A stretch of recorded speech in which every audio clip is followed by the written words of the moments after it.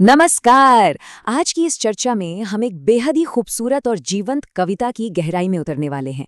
Maharashtra board की 10वीं कक्षा की सोंधी सुगंध। देखा जाए तो ये सिर्फ शब्दों का जाल नहीं है, बल्कि प्रकृति के फिर से जी उठने का एक पूरा का पूरा एहसास है।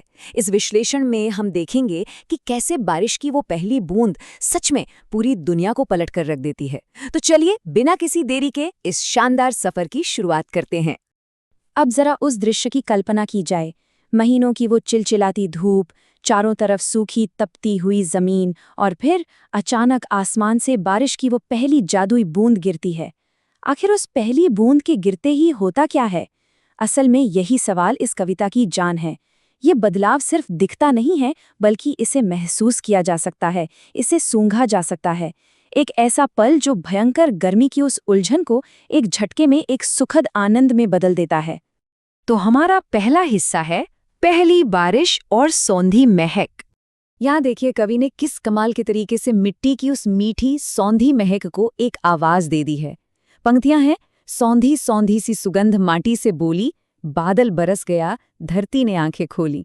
मतलब ऐसा लग रहा है जैसे वो महक खुद उठकर पूरी दुनिया में ढिंडोरा पीट रही हो कि भाई बादल आखिरकार बरस गए हैं।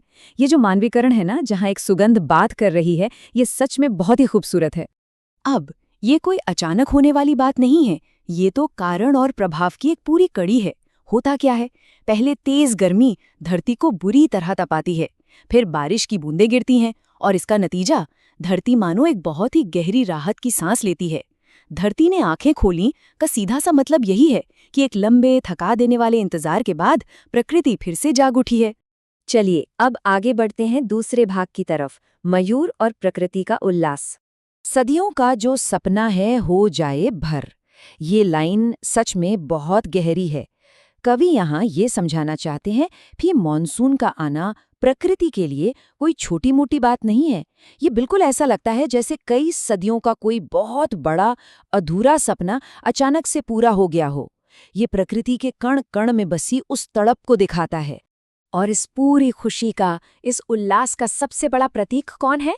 मयूर, यानी हमारा मोर। जैसे ही ये सदियों का सपना पूरा होता है, मोर खुशी से झूम उठता है। वो अपने शानदार पंख फैलाकर नाचने लगता है। और कविता में मोर का ये नाचना सिर्फ एक पक्षी का डांस नहीं है, बल्कि ये पूरी की पूरी प्रकृति के जश्न को दिखा रहा है। अब आते हैं तीसरे भाग पर, सागर का सफल इरादा। सागर का जो था मंसूबा सफल हो गया। क्या पावरफुल लाइन है। ये हमें सोचने पर मजबूर कर देती है कि बारिश सिर्फ आसमान से टपकने वाला पानी नहीं है, बल्कि ये किसी बहुत बड़े मास्टर प्लान का हिस्सा है।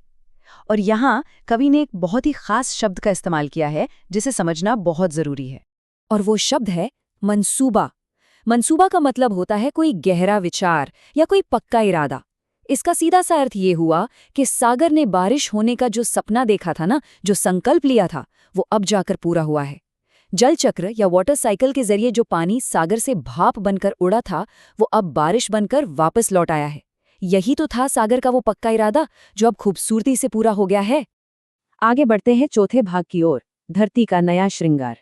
सच में क्या गजब की कल्पना है। धरती ने श्रृंगार किया, फिर माथे रोली। कवि ने यहाँ धरती को बिल्कुल एक नवविवाहिता की तरह दिखाया है जो जश्न मनाने के लिए सज धज रही है। बारिश की बूंदों ने धरती को अच्छे से नहला दिया है और अब वो बिल्कुल नए सिरे से तैयार हो रही है।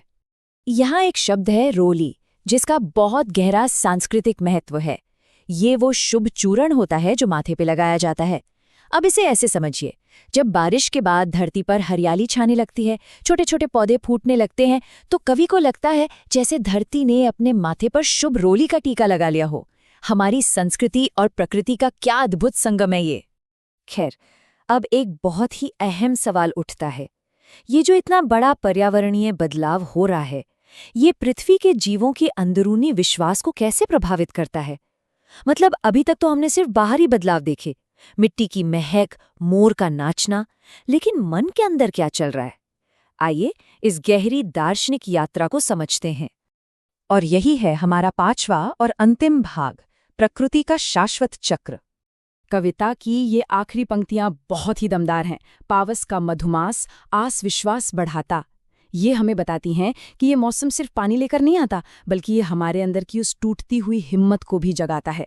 ये हर तरह के शक और निराशा को धोकर एक नया विश्वास पैदा कर देता है। यहाँ मधुमास का मतलब है वो जीवन देने वाला समय जो पूरे के पूरे इकोसिस्टम को फिर से रिचार्ज कर देता है। गर्मी की तपन ने जो ऊर्जा सोख ली थी, ये मधुमास उसे वापस लौटाकर प्रकृति में मानो एक नई जान फूंक देता है।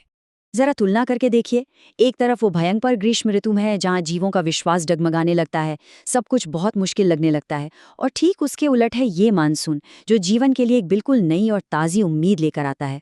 देखा जाए तो ये सिर्फ मौसम का बदलना नहीं है, बल्कि निराशा के अंधेरे से आशा की रोशनी तक का एक मनोवैज्ञानिक सफर है।